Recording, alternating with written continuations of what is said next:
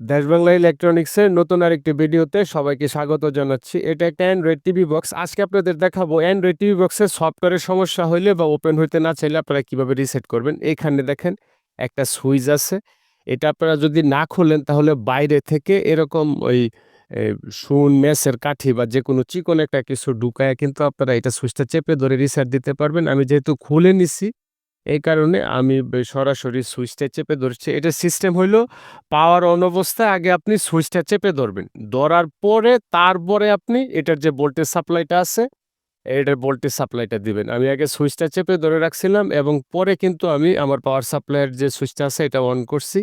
On করে আপনার যতক্ষণ পর্যন্ত এইরকম লেখার ডিসপ্লে না আসবে এতক্ষণ পর্যন্ত সুইচটা চেপে ধরে থাকবেন। এটা কোনো সময় ১০, ২০, ২৫, ৩০ সেকেন্ডও লাগতে পারে। একেক ডিভাইসে একেক রকম লাগে। তো এখানে আপনারা যে ৪ টা, ৫ টা, ৬ টা, ৭ টা অপশন পাবেন। তো ৭ টা থেকে কোনটাতে গিয়ে আপনারা এটা অনেকটা ওই অ্যান্ড্রয়েড ফোন যারা রিসেট করেন তাদের ধারণা থাকার কথা। এখানে নিচে একটা মেনু আছে। নিচে আসতে হবে আমাদের রিমোট দিয়ে বা যদি আপনারা কিবোর্ড ইউজ করেন কম্পিউটারে কিবোর্ড দিয়েও আসতে পারবেন। এইখানে নিচে ওয়াইপ ডাটা এবং ফ্যাক্টরি রিসেট একটা অপশন আছে। আমি যদি আপনাদের একটু ক্লোজলি দেখাই। আর এটা রিসেট করার সিস্টেমটা আপনারা আরেকটু মনে রাখবেন। এটা পাওয়ার অফ অবস্থায় কিন্তু আপনারা সুইচটা চেপে ধরে রাখবেন। দেন এটাতে অ্যাডাপ্টারটা প্লাগ ইন করবেন।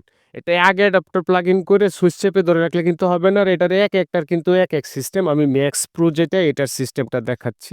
এই যে এখানে দেখেন ওয়াইপ ডাটা ফ্যাক্টরি রিসেট।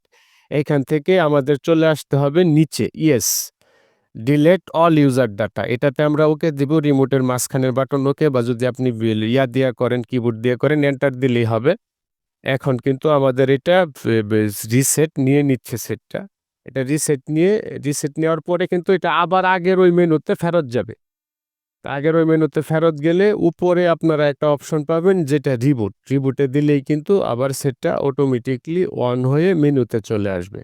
আমাদের কিন্তু এটা রিসেট হয়ে আগের মেনুতে চলে আসছে। আমি রিবুট দিয়া দিলাম। একেবারে সবার যে উপরের অপশন রিবুট নাও।